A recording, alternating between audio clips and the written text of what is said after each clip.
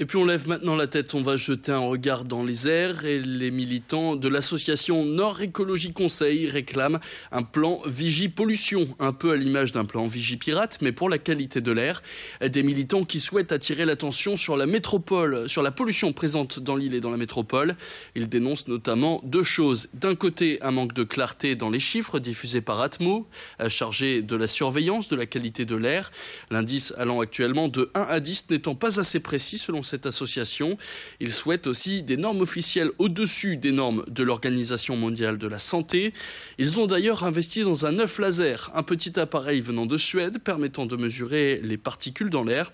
Aujourd'hui, cet appareil a permis de détecter une pollution 3 fois supérieure aux recommandations de l'OMS sur la Grand Place de Lille. Idil Gunaï a rencontré ces militants qui réclament aussi plus de mesures de la part des élus locaux afin de diminuer la pollution dans la métropole.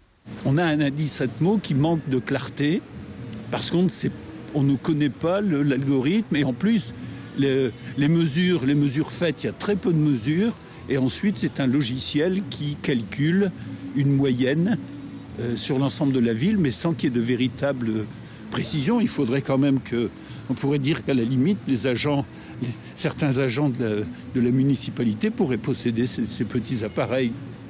On peut peut-être discuter de la précision de ces appareils, mais ils donnent quand même une très très bonne information. Même si c'est à 5 ou 10%, c'est quand même tout à fait suffisant pour que l'on prenne des précautions lorsque vraiment les niveaux sont très très élevés.